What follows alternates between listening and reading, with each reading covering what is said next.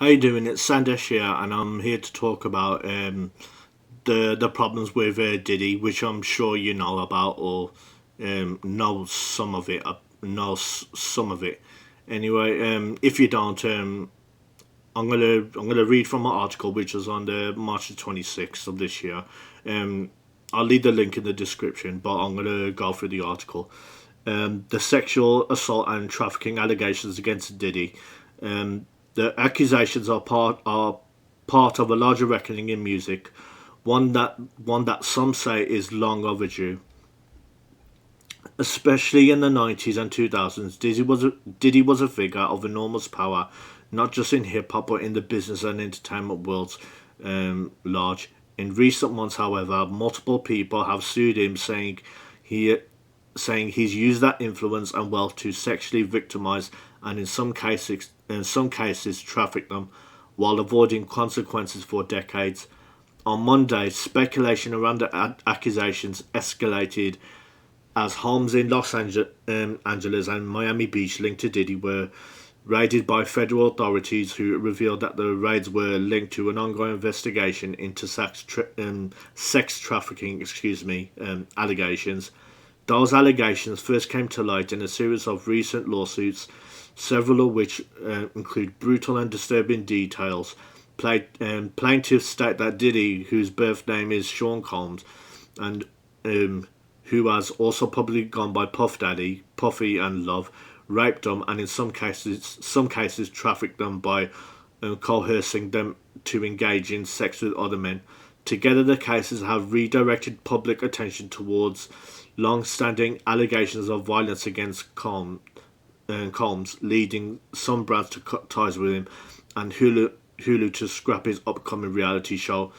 The first suit, filed in November 2023 by singer Casey, who dated Combs, was signed to his label, alleged that he urged her to have sex with male sex workers while he filmed, and that he later raped her. In another complaint, a woman identified only as Jane Doe says that in 2003, when she was 17, Combs had her flown on a private jet to New York, where he and two other men gave her drugs, alcohol, and raped her. And in the suit filed in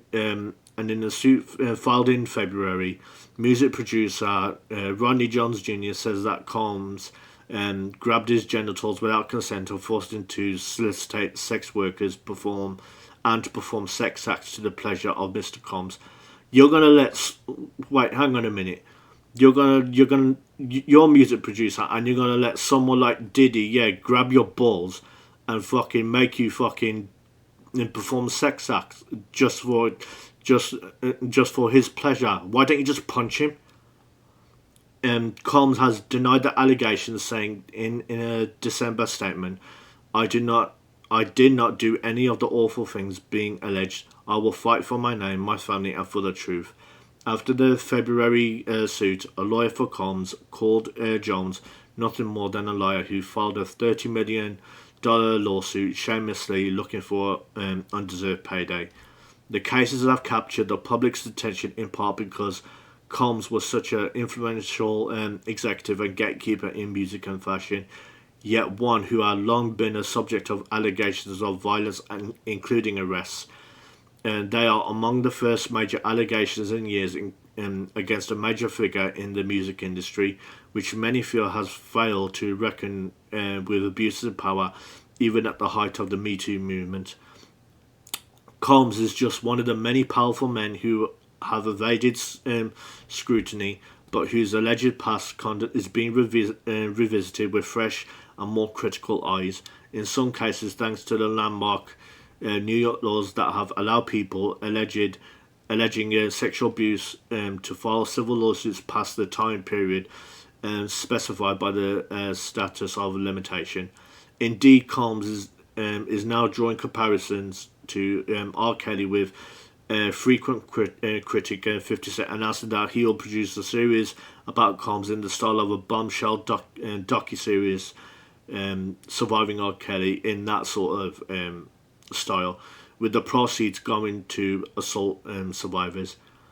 Dream Hampton, producer of Surviving R. Kelly, told The Times late last year that and accounting was surviving for the Bad Boy founder. Puff is done, she said.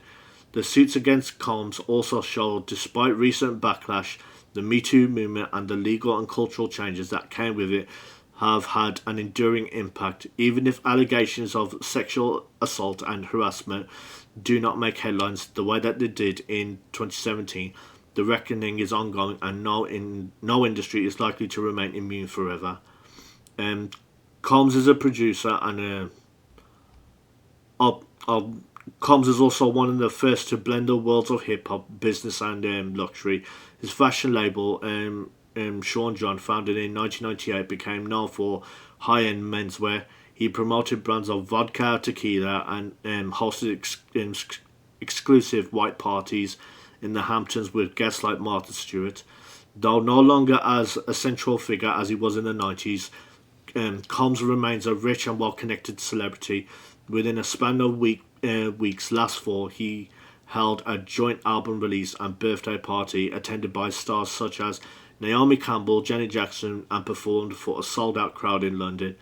Apparently at the homecoming celebration for his alma mater, I think that's what it says, Howard University, he made a surprise $1 million donation. As Combs built his empire, however, he was accused of multiple acts of violence. In 1999, he was arrested for beating another executive with a chair, a phone, and a champagne bottle. He had to pay a fine and take an anger management class, according to the New Yorker. Rich people like him are not even surprised of the fact that he got away with it. The same year, he was involved in a shooting at a club in Manhattan where he was attending a party with his then girlfriend Jennifer Lopez. Witnesses say they saw him with a gun, but he was ultimately acquitted after a public, much-watched trial. I'll remember that one. I'll remember that story. He has also been accused of threats and violence against women. In a 2019 interview, for example, his ex-girlfriend Gina, I can't pronounce her name, sorry, but you can see it in the article in the description, said he had thrown a shoe at her and dragged her by the hair, but these reports have not received mainstream public attention until now. Singer Cassie followed suit against Diddy in November. In November, Casey, whose real name is Cassandra Ventura, sued Combs, alleging sexual assault and sex trafficking in the suit. First reported by the New York Times, Ventura said she had experienced years of abuse from Combs, stating soon after she met him in 2006 when she was 19. She said that he beat her repeatedly, at one point kicking her in the face, and that later in 2018 he raped her. She also said he trafficked her by coercing her to have sex with sex workers in different cities while he filmed and masturbated. I don't know why he feels like he has to have don't know why he feels like he has to do shit like this. Is he just like bored of normal sex or something? He's a fucking weirdo. She tried to delete the photos and videos afterward, but Combs retained access, she said in the suit, at one point making her watch a video she thought she had deleted. Ventura's suit also said that Combs and his associates used his power and wealth to intimidate her into silence and compliance, with his employees threatening to damage her music career if she spoke out against him. In one particular shocking detail, Ventura said Combs threatened to blow up the rapper Kid Cudi's car because Cudi and Ventura were dating. The car later exploded. This is all true. Exposed spokesperson for Kid Cudi told the Times of the car exploding. Through his lawyer, Ben Brafman, Combs accused Ventura of blackmail. For the past 6 months, Mr. Combs has been subjected to Miss Ventura's persistent demand of $30 million under the threat of writing a damaging book about their relationship, Brafman said in a statement. Despite withdrawing her initial threat, Miss Ventura has now resorted to filing a lawsuit riddled with baseless and outrageous lies. aiming to tarnish Mr. Combs' reputation and seeking a payday. Ventura's lawyer, Douglas Wigdor, I think that's what it says, said Combs had actually offered Ventura money for her silence, which she had declined. Ventura's suit was settled for an undisclosed amount within a single day. The singer stated that she had decided to resolve this matter amicably on terms that I have some level of control. But Ventura's decision to come forward publicly opened the floodgates, and more reports of assault and abuse began pouring out. Three other women soon followed suit against Combs. In the second suit, Joy Dickerson Neal said he drugged and raped her in 1991.